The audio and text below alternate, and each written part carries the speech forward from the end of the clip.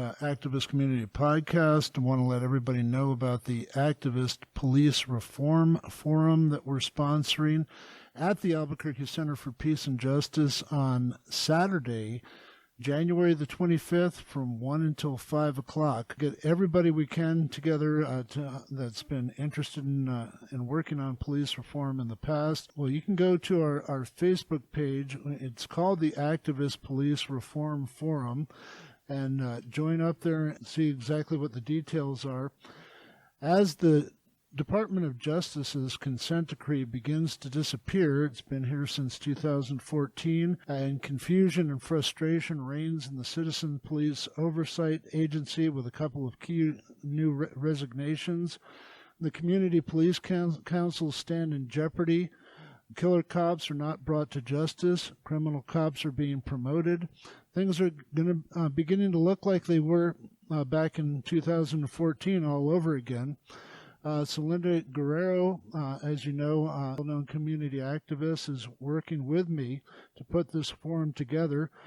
She suggested that this be more of a strategy session than an outright forum. We're not really going to have a panel of speakers or anything like that. We're going to bring everybody together for your suggestions on how we can move forward in an attempt to bring everybody together who was once involved with serious police reform back together again and strategize how to move forward in the future and protect our neighborhoods and hold the multi-levels of law enforcement accountable.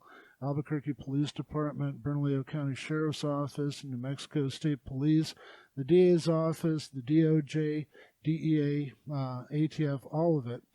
And we'll be filming and recording this and distribute it to everybody everywhere. So we're sending emails to key people. And like I said, Selinda looks at this more as a strategy session. Now, do you want to fill us in a little bit more on how you feel? Yeah, I think that some of the ideas that I had for using this space and time in the community is for us to be able to strategize together, build values alignment. Everybody is not impacted by police violence in the same way. And I think that it's important for us to build alignment around what that means for those of us who do experience police violence very seriously on a very regular basis. And I think it's also important that we strategize around what does it mean now that Barr has made a call to action against our city of Albuquerque to bring federal enforcement in, boots on the ground is the way he called it, now for January. So we have all these layers of police violence that are happening with APD, with BCSO, state police, and the feds.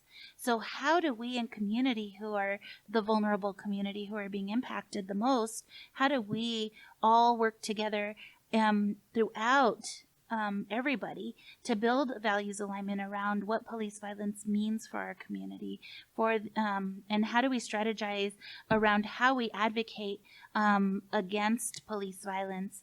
How do we hold the police accountable, especially in conditions that we've seen with this mayoral administration, with the DOJ, with all of these layers of advocacy that we've haven't had much of an impact for those of us who still experience extreme police violence. So the idea is how do we in community come together, build values alignment, protect each other, build community defense, as well as advocate and work to build political power to be able to stop it from happening in the first place.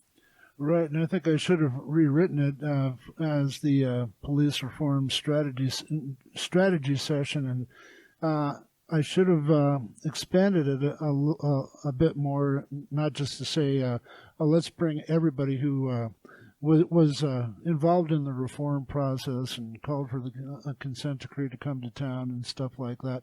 But people who've been working on other activist-based issues in Albuquerque, people from the neighborhoods that Selinda is outlining that are being impacted by this oppression and mass police presence.